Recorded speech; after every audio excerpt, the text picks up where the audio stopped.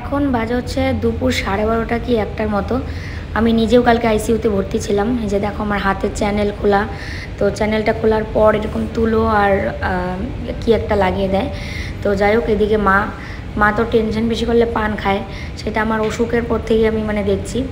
আর সামনে ড্রাইভারের সঙ্গে বসেছে হচ্ছে কল্লোল। তো হঠাৎ করে কেন আমি আইসিইউতে ভর্তি তোমাদেরকেও সেটা বলবো।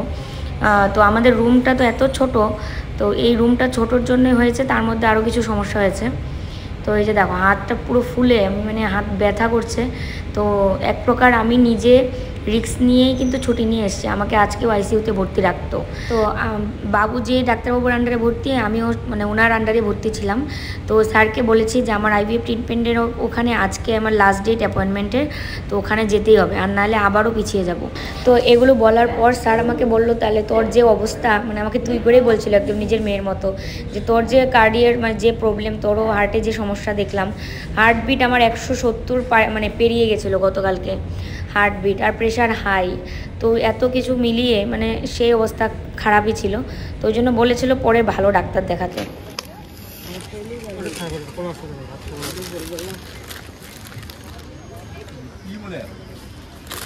হাত দিয়েছো না, এখানে রাইতে খাও নাহলে।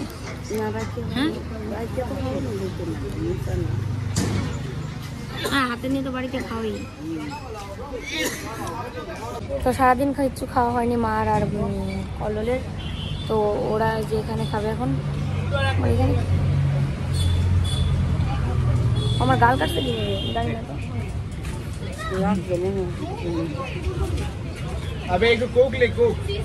কল্লোল নাকি ভাত খাবে না, নাকি পরোটা খাবে।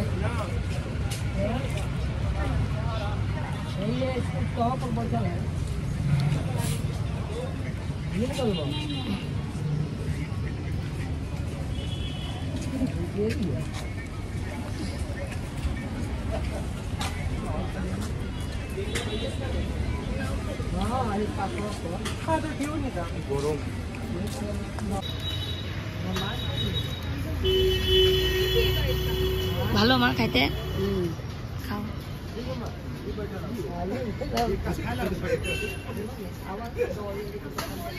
কেমন ভালো?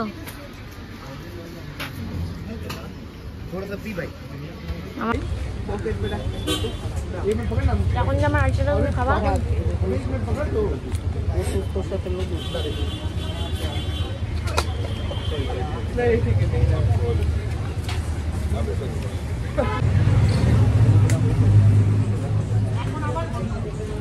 কি মাংসটা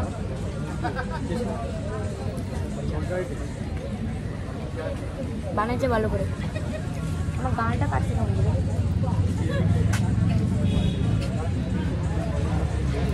তো আমাদের হয়ে গেল আর কি, যা যা করার বাকি ছিল, 1 ঘন্টা লাগলো আর কি। তো এখন যাচ্ছি হচ্ছে আমরা রুমে। একবারে স্পন্দন নিয়েই করতে পারতাম স্পন্দনে, কিন্তু এখনও যেহেতু 10 মিনিট টাইম বাকি আছে 4টা বাজতে, তো আগে গিয়ে হসপিটালে কী করবো, একটু রুমে যাই, একটু ফ্রেশ হওয়ারও ব্যাপার আছে। শরীরটা কেমন একটু লাগছে, শরীরটা বেশি মানে ভালো লাগছে না। তো সে কারণে ভাবলাম রুমে যাই, তারপর রুম থেকে এখন হসপিটালে যাব, বাবুকে দেখতে আমার যাওয়া লাগবে। 5টা থেকে 6টা পর্যন্ত টাইম। বাকি কথা তোমাদেরকে রুমে গিয়ে সব বলবো পরে, এখনও কথা বললে এখানে কষ্ট হচ্ছে। মানে হঠাৎ করে আমার শ্বাসকষ্ট হয়ে গেছিলো, তো শ্বাসকষ্ট তার সাথে সারা শরীর রিমরিম করছিল। আর মানে অতিরিক্ত পরিমাণে হাইপার টেনশন হলে অনেকেরও অনেক সমস্যা হয়। আমার দাঁত লেগে যায়। এমনিতে আমি মানে বলতে পারছিলাম যে এখানে ফোন দাও, ওখানে ফোন দাও, কিন্তু আমি নিজে করতে পারছিলাম না, হাত পায়ে সেন্স ছিল না। তারপর রাত্রে 2টোর সময় অ্যাম্বুলেন্সে ফোন করা হয়, মানে যেখানে আমি ভর্তি ছিলাম ওই হসপিটালেরই। তারপরে অ্যাম্বুলেন্স দিয়ে নিয়ে গিয়ে তারপরে আইসিইউতে আর কি ভর্তি করেছিল। তো রুমে এসে স্নানটা করে নিলাম, শরীরটা ভীষণ খারাপ লাগছিল। স্নান না করা পর্যন্ত শরীরটা ঠিক হচ্ছিল না। তো চলো, আর এই যে হাতের এটা খুলে ফেলেছি, এই দেখো আমি হাত ঘোরাতেও পারছি না, হাত ফুলে গেছে। তোমাদেরকে পরে দেখাবো। চলো, ওখানে হসপিটালে আবার গীতা আন্টি আর দেবশ্রী আন্টি আমাদের জন্য অপেক্ষা করছে। তো ওরা এসছে আরও আধা ঘন্টা আগেই। তো আমরা যেহেতু রাস্তায় ছিলাম, আর আমি রুমে এসে 10 মিনিটের মধ্যে স্নান করেছি। তো চলো হসপিটাল যাওয়া যাক। মা ওই ভিজিট কার্ড নিও, আমি স্যান্ডেল পরে যাবো, স্যান্ডেল পরে। তো আস্তে আস্তে হেঁটে আর কি মা আর আমি যাচ্ছি। শরীর তো সুস্থ হয়নি, তারপরেও আমি বলেছি সুস্থ হয়ে গেছে, কারণ আমাকে যেতেই হতো ওখানে। তো আমার শরীরের অবস্থা অনেকটাই আর কি খারাপ আজকে। তো দেখো এই যে দেবশ্রী আন্টি কিন্তু ভীষণ হেলদি লাগে। এই যে কিন্তু কি আন্টি দেখা করতে এসছে, এদিকে এই যে গীতা আন্টি দেখা করতে এসছে। তো কল্লোল গেল বাবুর সঙ্গে দেখা করতে। তা আমার তো শরীরটা ভালো নেই, এই জন্য মা খালি কোথায় কোথায় কাঁদতেছে। কান্না করে তো আর লাভ নেই, আমারও যেমন শরীর, মানে বাবা মা ছাড়া তো আর কেউ হয় না। বাবুর এরকম অবস্থা দেখে শরীর এত খারাপ হয়ে গেছিল আমার। যাই হোক এখন অনেকটা ঠিক আছে। কেউ যদি বলে যে আন্টি আর মা মনে হয় বোন, চেহারাটা ওই একই রকম লাগে। হ্যাঁ এই দেখো আমার বৌদি দিদি না, এই যে দুই বৌদি দুই পাশে, মাঝখানে একটা ঝগড়ুটে ননদ। বৌদির হাতের পান খাইতে চলে আসি, মনে আছে?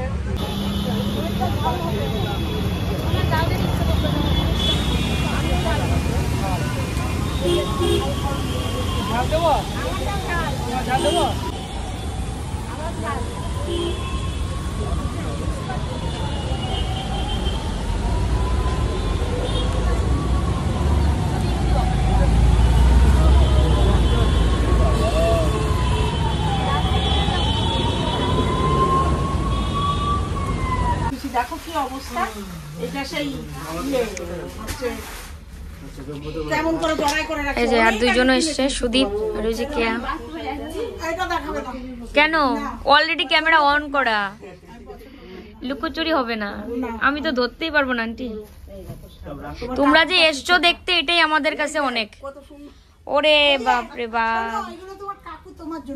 আচ্ছা কাকুকে আমার নমস্কার জানাও, প্রণাম জানাও। আসলো না, দেখা হইলো না। এইগুলা ঠিক না, এইগুলা কি দুইজনে মিলে শুরু করে। ছি ছি, ক্যামেরা অন করা তো। আমাদের ইন্ডিয়া আর তোমার বাবার জন্য লুঙ্গি আর আজ থেকে একটা দোকান খুললাম। না শাড়ি আনার কোনো দরকার ছিল না। ইন্ডিয়াতে এসছে, আমাদের ইন্ডিয়াতে ওয়েলকাম। আর সব থেকে বড় কথা সব জামদানি তোমার কাকুই নাও। আরে বাপ রে বাপ, কত ফল দেখো এখানে। রুগী দেখতে এসেছি ফল। আর বৌদির জন্য আমি আগের বার কিনে রেখেছি। আমাদের ইন্ডিয়ার শাড়ি আমার খুব ইচ্ছা ছিল দাদার জন্য একটা লুঙ্গি আনার, কিন্তু কোনো দোকানে দাঁড়াতে পারলাম না। লুঙ্গি, বাংলাদেশের লুঙ্গি বিখ্যাত এখানে। আমার তো প্রচুর আছে বাংলাদেশের লুঙ্গি। আজকে দুইজনকেই সুন্দর লাগছে, দুইজনে শাড়ি পরে এসছে। ম্যাচিং করে পরে। হ্যাঁ তাই তো দুইজন শাড়ি। ওর দুটো শাড়ি ভাগ, মানে আমি চুড়িদার পরে এসেছি, ও বলে আমরা দুজনে এক শাড়ি পরে যাব। না আমি বলেছি মো বকবে, আমি আর যদি চুড়িদার পরে। না এইটাই, আজকে আন্টিকে আমি কোনোদিন শাড়ি পরে দেখিনি, ওই আন্টিকে শাড়ি পরা দেখছি অনেক। তারপরে হবো আজকে মোয়ের ইসে যদি হয় ও ভীষণ বকবে আমাকে। তারপরে এবার ব্লাউজ আনি নাই, এবার কি পরবো? পুরো কারায় কুতা দিয়ে নতুন কেনা, আগের 36 সাইজ ব্লাউজ। তার মানে এরকম মোটা ছিল ওই আন্টি? না এর মেজদি। ও আচ্ছা আচ্ছা, আমি 38 সাইজ ব্লাউজ পরেছি এক সময়। আচ্ছা এবার আচ্ছা, 36 সাইজ পরে দেখি পুরো ফিটিং, কেন শাড়ি পরে। তো বলেন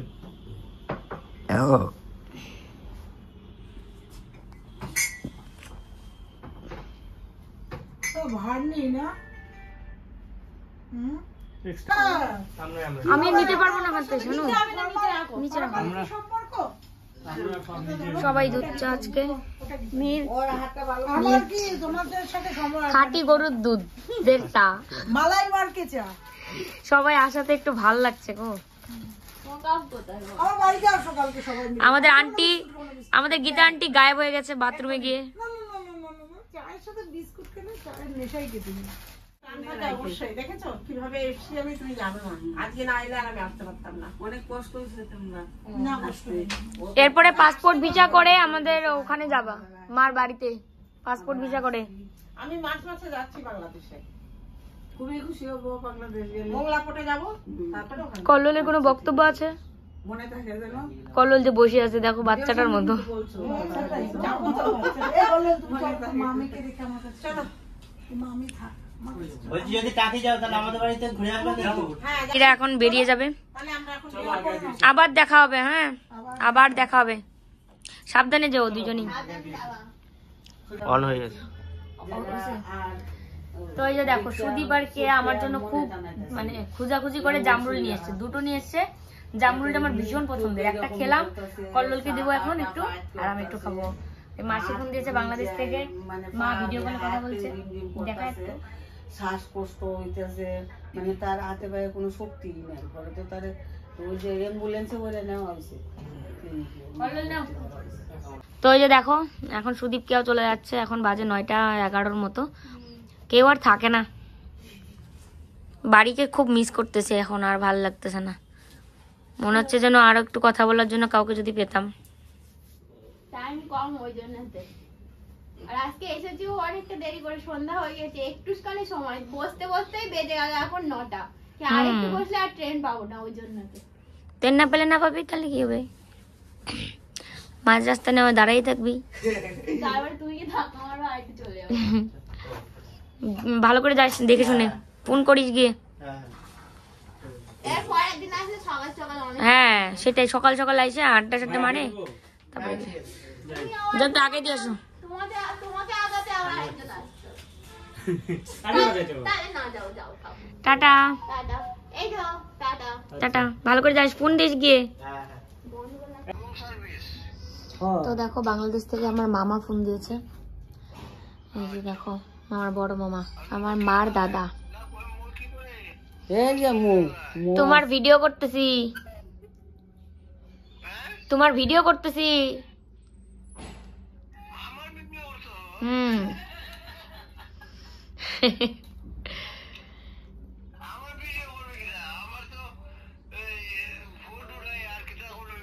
এই যে মোবাইল দিয়ে ভিডিও করতেছে, এই যে এইটাই করতেছে, এটা সবাই বুঝবে জানবে যে করবো না।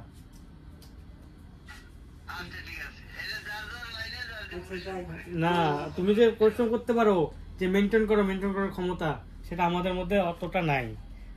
অনেক তোমার কাছ থেকে অনেক কিছু শেখার আছে।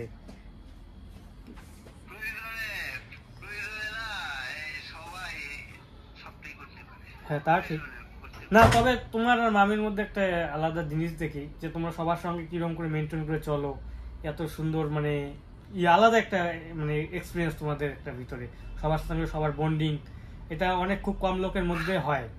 ভাই বোনদের মধ্যে বন্ডিংটা, হ্যাঁ ভাই বোনদের মধ্যে বন্ডিং অনেক কম লোকের মধ্যে, আমরা মিস করি এই ব্যাপারগুলো, কিন্তু হয় না, আমাদের মধ্যে হয় না। স্যাক্রিফাইস লেভেলটা সবার ক্ষেত্রে আসলে তবেই হয়, তাছাড়া তো হয় না। আর তুমি খুব ভালো একটা মানুষ। তো হসপিটাল থেকে আসার পর একের পর এক সবার সাথে কথা বলা হয়েছে, মাসি ফোন দিল, আমার মামা ফোন দিয়েছে, তারপর দাদা বৌদি সবার সঙ্গে। বসো। আর আমার হাতটা ফোলা, হয় দেখো কতটা ফোলাই, দেখো। তো ক্রিম লাগাচ্ছি একটু পর পর, জেল ক্রিম না, সরি। তো এখানে এখন সবাই মিলে খাবো, এই যে দেখো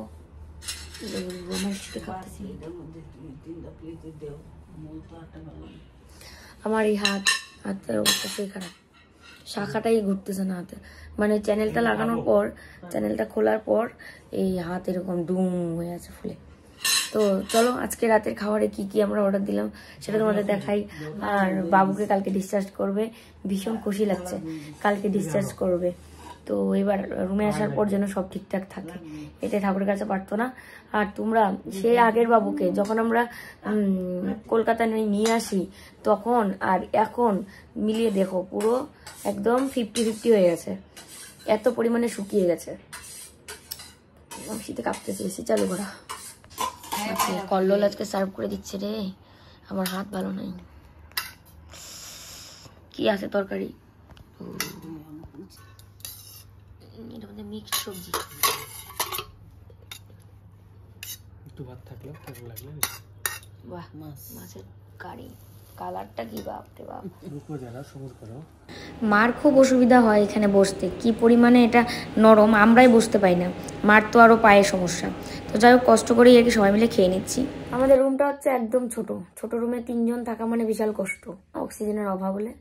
তো এসিটা সে কারণে চালানো, এবার এসি চালাতে গিয়ে ঠান্ডাও লাগছিল, এই জন্য কম্বলটা দিয়ে মুড়ি দিয়েছি। নাক ফুলও পরিনি, কানের দুলও পরিনি, গলার চেইনও পরিনি, শুধু শাখাগুলো যখন আমাকে বের করলো হসপিটাল থেকে তখন মা বললো যে পরে নে। তাও বা হাতে পড়েছিলাম, ডান হাতে পড়তে পারছিলাম না, কারণ চ্যানেলটা করা ছিল, তারপরে ফুলে গেছে কিরকম একটা অবস্থা, এখনো ফুলে আছে। তো পরে তুলাটা বের করে নিয়ে শাখাটা পরে নিয়েছি অনেকক্ষণ পর। তো যাই হোক না কেন, মানে বাবুকে দেখাতে এসে পরপর সবাই অসুস্থ হয়ে গেল। তো কল্লোলের সর্দি কাশি, জ্বর নেই, তো সে কারণে ওর তো মানে একটু শরীরটা খারাপই ছিল, এখন আজকে অনেকটা ভালো। আর মার তো বলে হাই প্রেশার আছেই, এই টেনশন করছে এই আবার কি। আর এদিকে আমাকেও আইসিইউতে ভর্তি করতে হয়েছিল। তো একদিনে বিল উঠে যায় হচ্ছে 30,000, মানে আইসিইউ 29,000 কত সামথিং, ওই তো 30,000। তো এবার 30,000 একদিন বলতে কি, কালকে রাত্রে দুটোর সময় মানে নিয়ে গেছিল আমাকে এখান থেকে অ্যাম্বুলেন্সে, আর আজকে দুপুর 12:30 বা 1টার সময় বের করেছে। বাস এই কয়েক ঘন্টাতে বিল উঠে হচ্ছে 29,000 কত, মানে 30,000। তো ভাবতে পারছো টাকা আজকাল, মানে টাকার যে একটা মূল্য থাকবে এখনকার যুগে, মানে 1 লাখ টাকা মনে হয় কিছুই না। মানে 1 লাখ টাকা আমরা যখন ছোট ছিলাম তখন 10,000 টাকার সমান। তো এত টাকা বেরিয়ে যাচ্ছে, মানে কি পরিস্থিতি। এই একবার এরকম হয়েছিল চেন্নাই গিয়ে করোনার সময়, আর এখন এই। তবে একটা মনকে শান্তি দিতে পারছি এটাই যে বাবুকে এখানে যে অবস্থায় আমরা নিয়ে এসেছিলাম, তো তার অনেকটা উন্নতি হয়েছে শরীরের দিক দিয়ে থেকে, মানে অনেকটা শুকিয়ে গেছে, জল হয়েছিল যেহেতু ফুসফুসে। তো এবার ডাক্তারবাবু বলেছে জল কম খেতে হবে, আর এখন আশা করি আর জল জমবে না মনে, কারণ যেহেতু ওষুধ দিয়েছে। তো দেখা যাক, কালকে এরকম টাইমে বাবু আমাদের রুমেই থাকবে, কালকে তো ডিসচার্জ দেবে। তো ডিসচার্জ বলেও কিন্তু 2-3 ঘন্টা টাইম লাগে ওদের সব ক্লোজ হতে এবং সব হিসাব টিসাব ইয়ে করতে, একদম শেষ করতে। তো যাই হোক, আমার শরীরটা এখন মোটামুটি ভালোই আছে। ঘুমটা খুব দরকার, চোখ মুখ দেখলে বুঝতেই পারছো। তো চোখের এই যে হাতটা দেখো, হাতটা ফুলা। তো চলো আজকের এই ভিডিওটা এখানেই শেষ করি। বিপদের উপরে বিপদ, আমি এরকম আইসিইউতে ভর্তি, মা আর কল্লোলের মনের অবস্থাটা কতটা খারাপ হয়েছিল, আর বাবুর কানে যেন কোনোভাবে না যায় সেটা আমি বারবার বলে দিয়েছিলাম। তো বাবু কিন্তু জানে না, আর বাবু তো ভিডিও দেখবে না এখন, পরে যখন মোবাইল নিজের কাছে হবে এই ভিডিও অনেক নিচে চলে যাবে, তখন জানলেও এত বেশি সমস্যা হবে না, কিন্তু এখন যেহেতু হসপিটালে ভর্তি। তো যাই হোক, চলো বন্ধুরা আজকে এই ভিডিওটা এখানেই শেষ করছি, ফিরে আসছি কালকে নতুন ভিডিওর সাথে। আজকের মতো এখানেই শুভরাত্রি, টাটা।